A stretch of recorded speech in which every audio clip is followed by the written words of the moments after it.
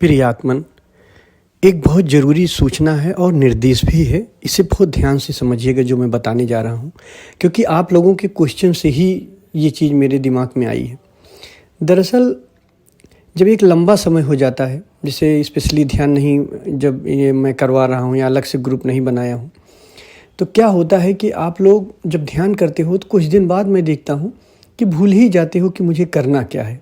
कई लोग ऐसा प्रश्न पूछते हैं, ये प्रश्न आता भी रहता है आप लोगों का कि मुझे करना क्या है, ये समझ में नहीं आता है कि अब क्या करें।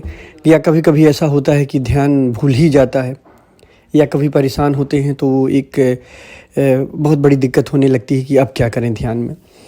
तो मैं शुरू से ही देखिए आप लोगों को बताता हूँ कि ध्यान आखिरी समय तक, जब तक आपको इस तरह ना लगे कि अब ध्यान के लिए कोई एफर्ट नहीं करना पड़ रहा है, ध्यान स्वतः ही हो रहा है।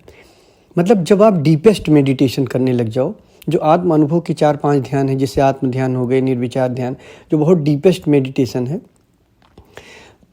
वो करने लग जाओ, या फिर अपने आप ध्यान आपको ये लगने लगे कि अब सही से होने लगा है, तभी बिना ऑडियो के ध्यान करो। बाकी आप ये नियम बना लो कि एक टाइम ऑडियो से करो और एक टाइम बिना ऑडियो से। इससे होगा क्या, जब आप ऑडियो से ध्यान करोगे तो आपको पता लगता रहेगा। आप देखो, आप लोग ही कहते हो कि जब आपका वो सत्संग या आपकी जो है बातें, जब पुरानी ऑडियो की भी मैं सुनता हूँ तो हर बार एक नई चीज़ समझ में आती है, या कुछ ऐसा लगता है जैसे नया समझ में आया। तो ऐसे जब एक टाइम आप ऑडियो से ध्यान करोगे तो आपको एक नई समझ पैदा होगी। जब तक आपकी समझ बदलती रहे ध्यान के बारे में, तब तक ऑडियो से करो। जब समझ बदलना बंद हो जाए, जब लगे कि नहीं अब पूरी तरह से आ गए, तभी ऑडियो छोड़ने लायक है। और ऑडियो वही लोग छोड़ सकते हैं जो लगभग प्रबुद्ध की अवस्था में पहुंच रहे हों, क्योंकि अगर बिना आप ऑडियो के ध्यान करोगे तो आप चूक जाओगे। तो एक टाइम आप कोशिश करो ऑडियो से करो और एक टाइम बिना ऑडियो से ध्यान करो। तो जब आप ऑडियो से करोगे तो आपको सपोर्ट मिलता रहेगा, आपकी समझ में आता रहेगा। फिर जब एक बार शाम को आप ध्यान करोगे बिना ऑडियो के, तो आप समझ में आ जाएगा कि कैसे करना था, अच्छे से कर ले जाओगे। और ये हो सकता है कि जब आप ऑडियो से ध्यान करो तो उतना अच्छा ध्यान न लगे, लेकिन वो ज़रूरी नहीं है, कोई बात नहीं लग रहा। क्योंकि न लगने का मतलब क्यों नहीं लगेगा, जैसे मान लो जब आप समझोगे, ऑडियो से ध्यान करोगे तो आप थोड़ा बौद्धिक रूप से समझने का भी प्रयास करते रहोगे उसको, तो हो सकता है उतना डीप न जा पाओ, लेकिन ये आपके दूसरे ध्यान के लिए बड़ा महत्वपूर्ण होगा। जब आप शाम को ध्यान करोगे बिना ऑडियो के तो डीप आपका हो जाएगा, लग जाएगा कायदे से। तो ध्यान रखना, इससे आप समय भी आपको पूरा मिलेगा और ध्यान सही समझ भी पाओगे।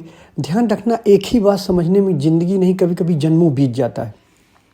शुरुआत से मैं दृष्टा समझाता रहा हूँ, साक्षी समझाता रहता हूँ, और आप विश्वास करो कि करीब करीब 99.9% न दृष्टा समझ पाते हैं न साक्षी समझ पाते हैं कि वो क्या होता है। इसलिए जब आप ऑडियो से ध्यान करते रहोगे तो आपको ये समझ में आता रहेगा धीरे धीरे कि मुझे करना क्या है। समय भी आपको उसमें मिलता रहेगा। तो ध्यान रखिएगा, ये बहुत महत्वपूर्ण है, एक टाइम ऑडियो से, एक टाइम बिना ऑडियो के। क्योंकि ऐसे प्रश्न आपको लगते हैं, कभी कभी आपके ऐसे भाव आते हैं कि किम कर्तव्य विमूढ़ हो जाते हो, कुछ समझ में नहीं आता। तो ये ध्यान रखना और इस पर विचार करना, और ये इसी नियम से ध्यान करना कि एक टाइम ऑडियो से, एक टाइम बिना ऑडियो के, और दिन भर चलते फिरते सजग रहने का प्रयास कि मेरे भीतर क्या चल रहा है। धन्यवाद।